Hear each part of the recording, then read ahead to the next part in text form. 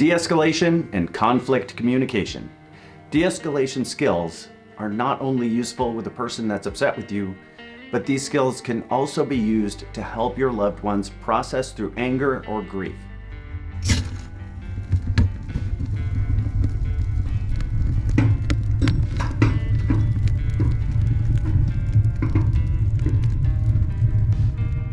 We're going to use the model of the triune brain. We're going to focus on 3 areas of the brain.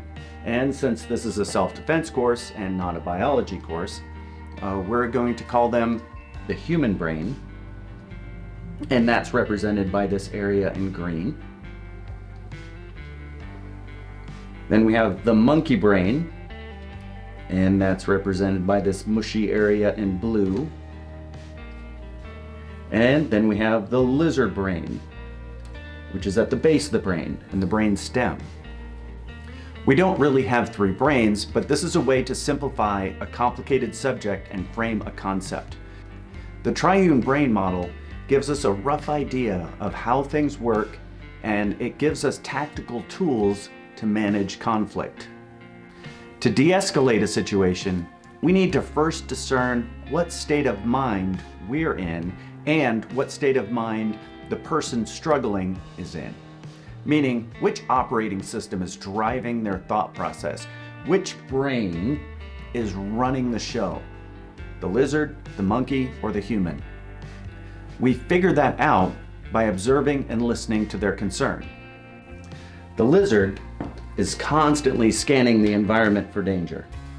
It's reactive and paranoid. Its concern is danger. The monkey, however, is concerned with status, social hierarchies, rules, territory, love, or anything else that drives emotion. The monkey is all ego, and it's concerned with how it looks in front of the chimpanzees. The key indicator that you are dealing with someone in their monkey brain is you're emotional and they're emotional.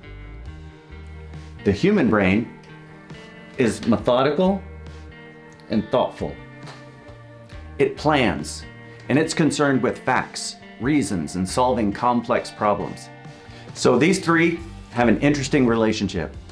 The human brain can be taken over by the monkey brain because the monkey brain operates faster than the human brain. You see, the monkey brain is driven by strong emotions and passions. The human brain is methodical and it deliberates information slowly. The monkey has already processed the situation and made a decision to act before the human brain is done processing. So have you ever said something out of emotion and then 2 seconds later your rational brain processes it and says, "Don't say that," but it's too late?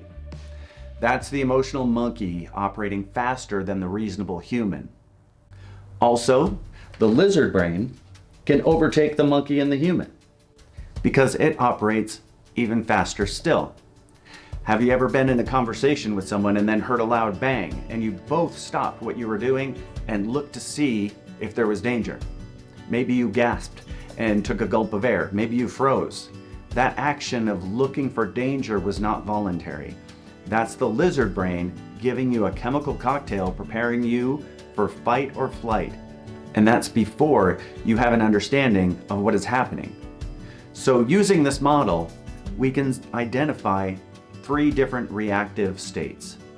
And if we can identify what mental state a person is in by understanding their concern, we have a better chance of approaching them with the correct tactic. Because different states of mind require different tactics. So then the next natural question is, well then what do we do after we discern which brain a person is operating in? So step 1 would be don't get triggered yourself. So take a deep breath and muster up some empathy. Then see what they are seeing. Understand their state of mind and their concern. If it's the lizard in a manic state, use a calm voice like a late night DJ voice. Slow, smooth movements. Create a safe environment. If there's no rush to resolve the issue, then and they aren't in a direct danger to themselves or others, you can wait. Just be an assuring, safe presence and let them ride out that chemical impulse that they're experiencing. Or if they're in an emotional monkey brain, you might have to give them some bananas to get them to calm down long enough to find their human mind again. So what is the monkey concerned about? Ego, status, resources, rule enforcement, teaching someone a lesson. It's difficult to stay de-escalated and deal with someone that's fully invested in their ego, but if you want to de-escalate, this is a pathway that might give you some success. So here we go. With lots of empathy, identify the emotion that they're in. Then state it. You can say, you're angry, or you feel disrespected, or you feel frustrated. They will confirm or correct you because they probably want to be heard and understood. That is probably why there's conflict in the first place, because they didn't feel heard or understood. Now they're losing their minds. And remember that you are talking to an irrational monkey, and keep yourself de-escalated. It's easy to get triggered by someone in their monkey brain. It's surprisingly difficult to stay calm. So now restate the correct emotion if you are wrong. They'll correct you. Restate the correct emotion so they feel heard. And then the value behind it. Let's back up. Don't go, oh, what I hear you saying is such and such. That was a good model back in the day, but now everyone really knows that model, and it runs the risk of making them feel patronized that you're using a formula in order to calm them down. So just state what they're feeling and they'll correct you. If they corrected you, restate that feeling.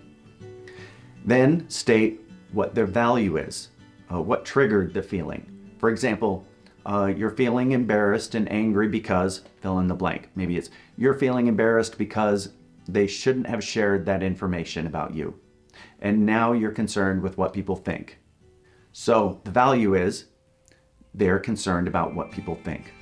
So you stated the emotion, they were embarrassed. You stated the value, they care about what people think. So identifying their feeling and identifying what they value is a huge step in de-escalation. Now they might be a little calmer knowing that someone else understands them. Next, you're going to use your human brain to help them get back to their human brain. You're going to build a bridge. You listen to them first, and that might buy you an opportunity to get them to listen to you. If not, keep listening for the clues to how they really feel and what they're really concerned about.